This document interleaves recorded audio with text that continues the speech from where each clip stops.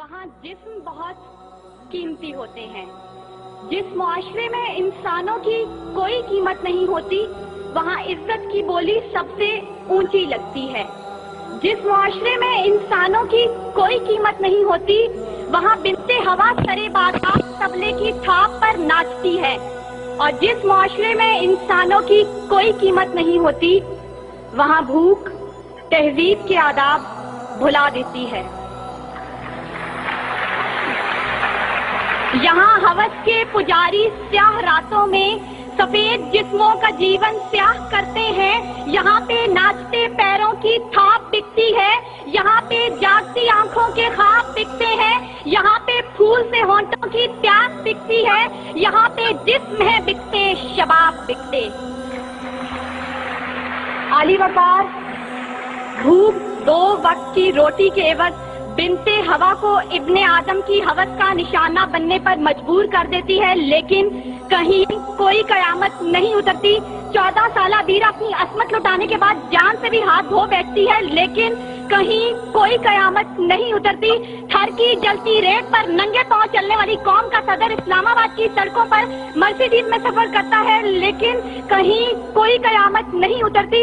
बलोचिस्तान की खुश्क साली पर एयर कंडीशन कमरों में मिनरल वाटर पी पी कर गौर किया जाता है, लेकिन कहीं कोई कयामत नहीं उतरती। ये शाहराहें इसी वास्ते बनी थी क्या कि इन पर देश की जनता सिसक सिसक कर मरे। जमीनें क्या इसी कारण अनाज उगला था कि नस्ल आदम और हव्वा बिलक बिलक कर मरे।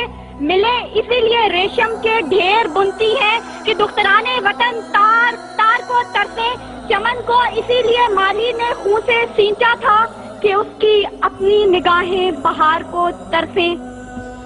आली वकार, यह है इस्लामी जमहूरिया पाकिस्तान, जहां हर कोई अपनी धुन में मगन है। सर खुजाने की फुर्सत नहीं, दाएं बाएं की फिक्र नहीं। हर शख्स भूखा है। कोई इक्तदार का तालिब है तो कोई शोहरत का भूखा, कोई दौलत का परेशान है तो कोई पेट का भूखा, कोई भांग के एक प्याले के एवज अपना सब कुछ निछावर करने पर आमादा तो कोई ताकत का भूखा। कह तो रजाल बढ़ता चला जा रहा है। तहजीब और तमद्दुन के पैमाने टूट फूट का शिकार होकर वक्त की नाकदरी का गिला कर रहे हैं। हम जवाल की आखिरी हदों के भी आखिर पर पहुंच चुके हैं। इंसाफ मुहैया करने वाले इदारे सिसक सिसक कर दम तोड़ रहे हैं। हर तरफ से एक ही पुकार सुनाई देती है, भूख तहजीब के आदाब भुला देती है। अली वकार, सुनिए सुनिए, अगर आप सुन सकते हैं कि जब बूढ़े प्रोफेसर को 6 माह तक पेंशन ना मिली तो अपनी कन पट्टी पर पिस्तौल रखकर बोला था, मेरा पाकिस्तान है ये तेरा पाकिस्तान है। सुनिए अगर आप सुन सकते हैं जब तस्नीम सोलंकी भूखे कुत्तों का नवाले तर बनी तो बोली, पड़े हैं गुम कटहरे अदालतें चुप हैं।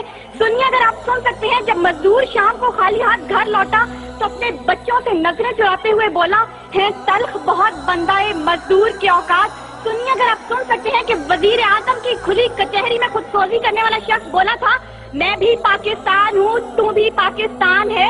सुनिए अगर आप सुन सकते हैं जब जागीरदार के दस्तगीर गरीब हारी की बेटी को उठाकर लेके गए थे तो वो बोला था, आवाज दो इंसाफ को, इंसाफ कहाँ है। सुनिए अगर आप सुन सकते हैं कि डमा डोला के बेगौर और कफन लाशें चिल्ला चिल्ला कर कह रहे हैं, नवीद दो इंसान को कि इंसान मर गया।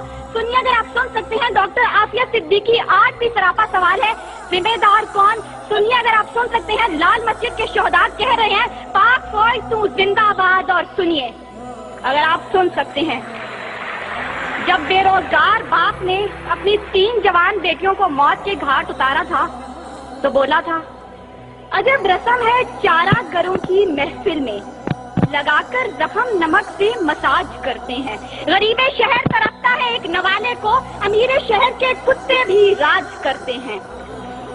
आली वकार, भूख तहजीब के आदाब भुला देती है।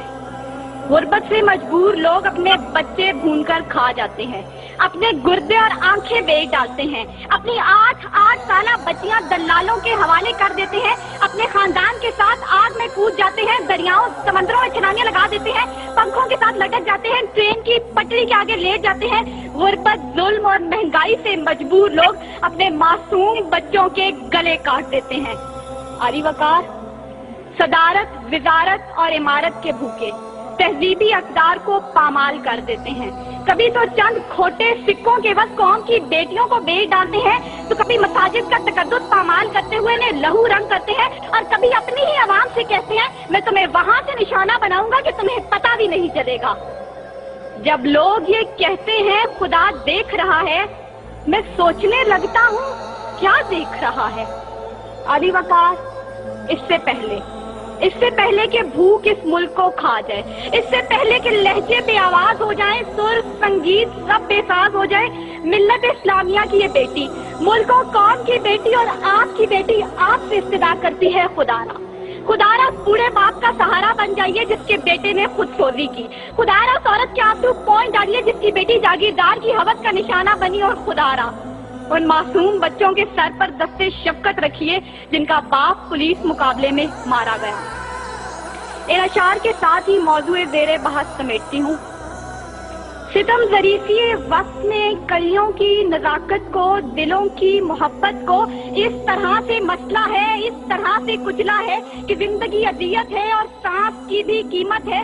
کس کا ہاتھ ہے جو خون سے رگا نہیں، کس کا گریباں ہے جو گرفت سے بچا نہیں. صدائے موت آتی ہے شہر بھر کی گلیوں سے، خون کی بو آتی ہے پھولوں اور کلیوں سے.